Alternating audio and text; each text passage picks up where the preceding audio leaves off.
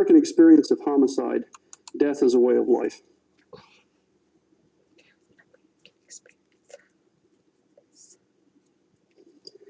I'm from Baltimore, Maryland, which is a town, says a small city of about 750,000 people.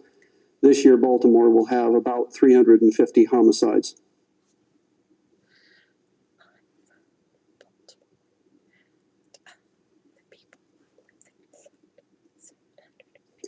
Much of my research has been on homicide. Much of it has been on homicide in Baltimore. So let's talk a little bit about a murder in America.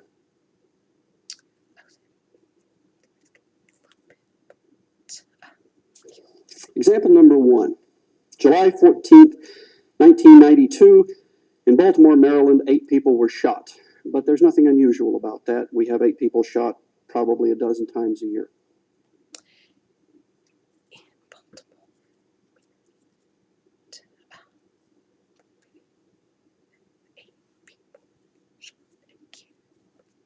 Two of them died. 2 homicides in one day, but there was nothing unusual about that. That happens about 50 times a year in Baltimore.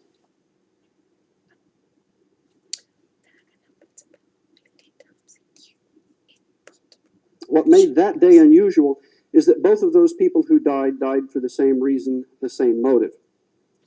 They stepped on the offender's toes.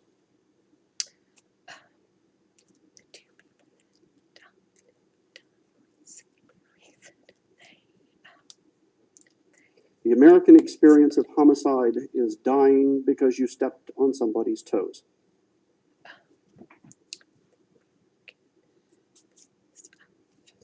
Other reasons that turned up in my research, he turned up the heat. I didn't want him to, so I shot him.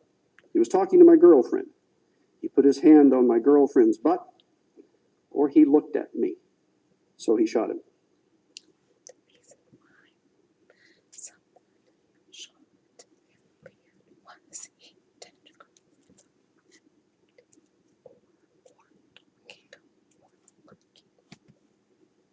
Example number 2. The best known gun battle in American history is the gunfight at the OK Corral. It wasn't much of a gunfight, actually. The Earp brothers just pretty well shot some people down, but it's famous. 9 men, and in about 1 minute, 35 rounds were fired, 35 bullets. Example 2. So, the shooting shots.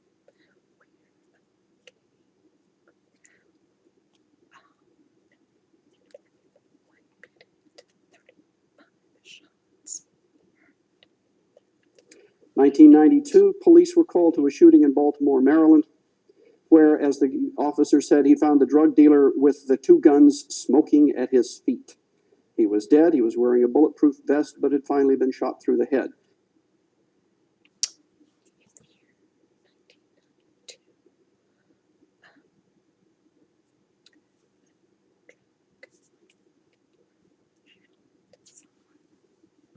He had been ambushed by 2 men, one of whom had a fully automatic weapon. He had 2 semi-automatic weapons, and in the space of less than 20 seconds, 65 rounds were fired. In the time of 20 seconds, 65 shots. The experience of homicide in the United States, then, is 65 bullets flying through the air of an American city in the middle of the afternoon. 65.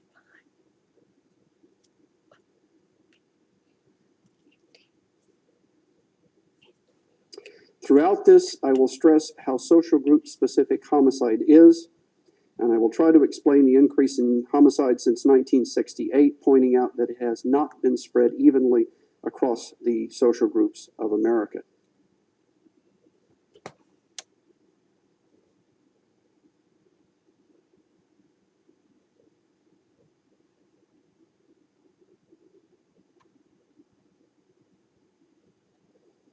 I want to do 2 things. First, I want to present a picture of what we think we know about homicide in the United States, focusing on the changes since 1968.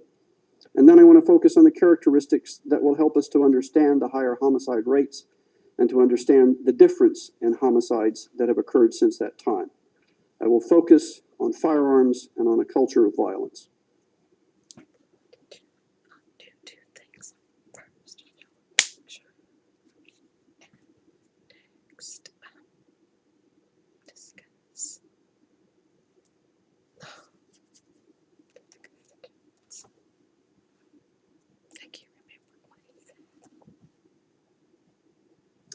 First, talking about rates of homicide over the past 50 years.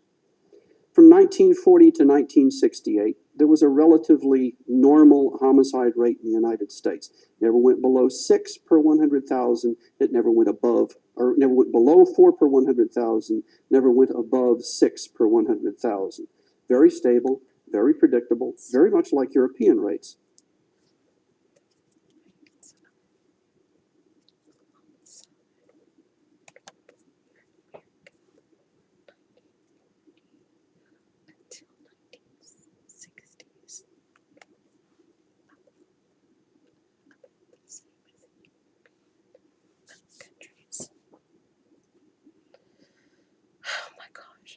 But in 1968, those rates started to go up, and the increase has been dramatic and it has been steep. In 1980, it was 10 per 100,000.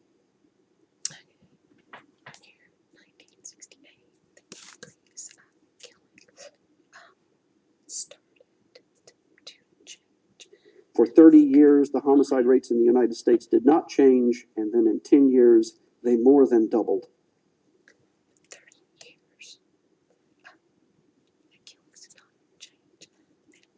First, take as a normal base those normal homicides. The husband killing his wife, as I say to my Swiss friends when I do this in Switzerland, the farmer in Appenzell, the Austrian farmer in Tyrol, or as you would say in Maryland, the farmer in Hagerstown, who spends 40 years nagging his wife, and after 40 years finally comes in and she's had it and he says something to her and she takes the frying pan and brains him.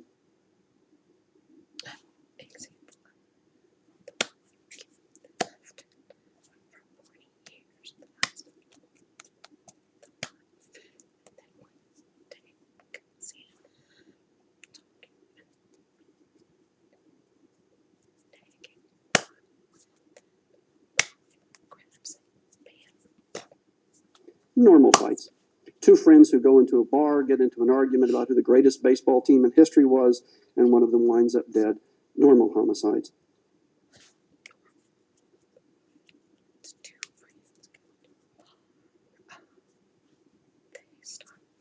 They have stable characteristics and have had for years. It's a male activity. About 85% of all of them are male, both as offender and as victim. They are poor, both relative and absolute. They tend to be urban homicides, and they involve friends or family about 70% of the time. That's in the United States and in Austria.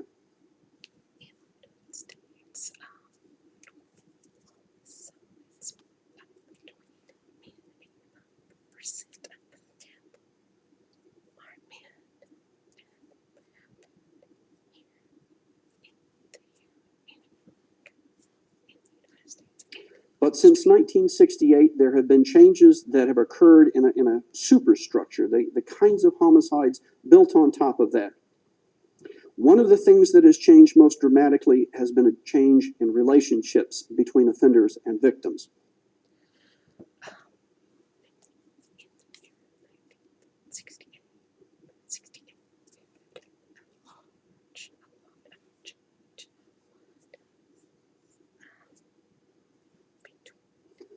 There's some problems with coding, but I'm not going to go into that. Let's talk about what really shows up.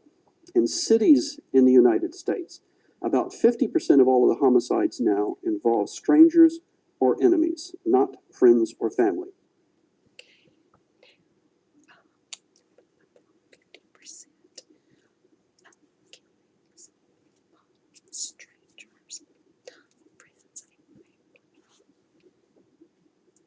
So the base is still there, but these new homicides are building on top of them.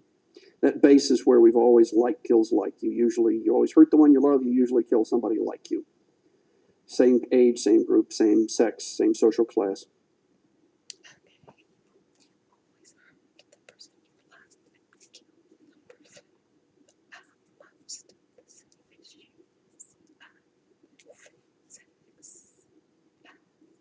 So we've always been able to use victim data to also tell us about offenders. But the Baltimore data and some data that's from St. Louis, some data that's from Chicago, has both offenders and victims by case, and we've been able to see some problems coming.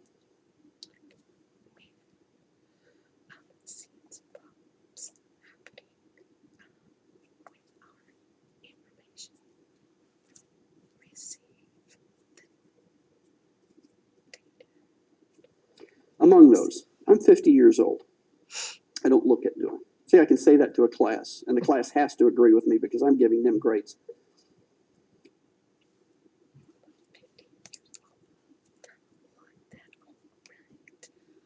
I can say that to a class. 5 years from now, if I am murdered, it will not be by somebody like me. It will not be by somebody my age or in my social class. Most likely, if I am murdered in Baltimore, it will be by a group of young men, probably minority men.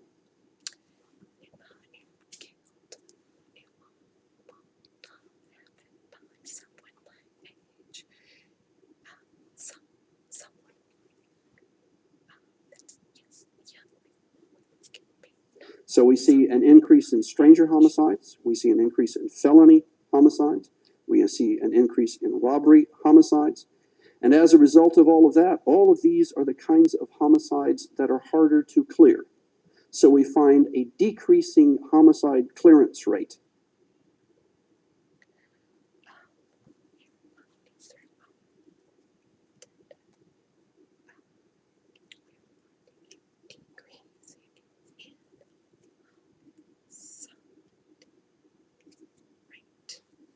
Years ago, I used to be able to say that about 80% of all homicides were cleared.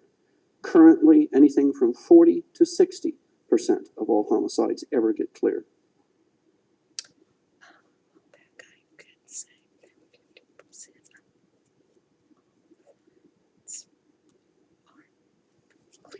Related to the relationships, we see a second change, which is age. Age of the offenders. now we are seeing a second change of age.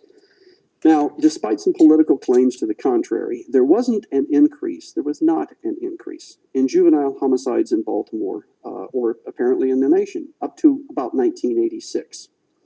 The rate of juveniles arrested nationally showed very little change up to about there.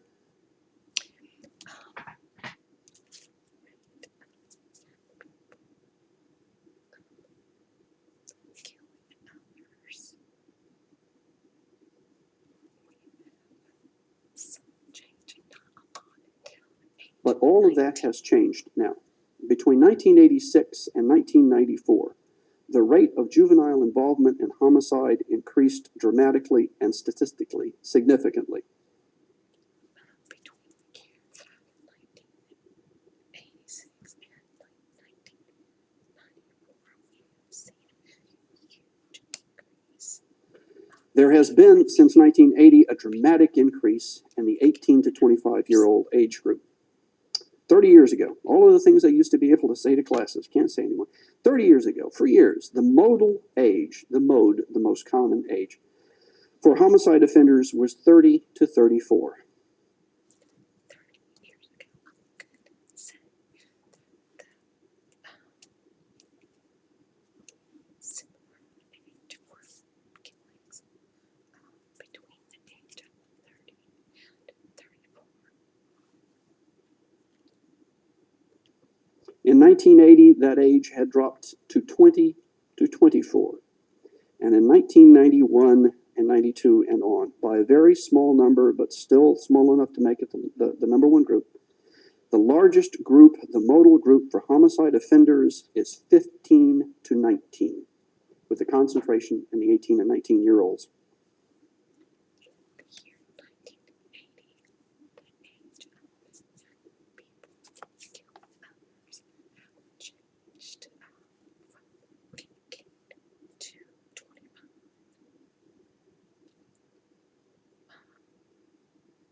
With most between 18 A third change, also related to the other two, ethnic and racial rates are changing and we're losing ground.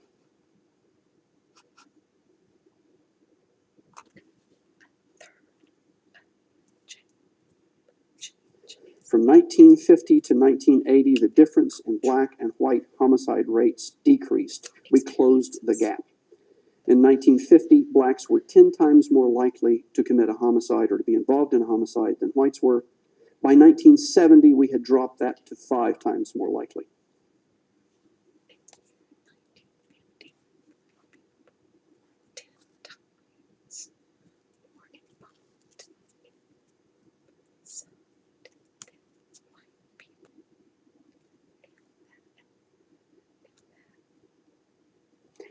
1991, it has gone back up to 7 times more likely.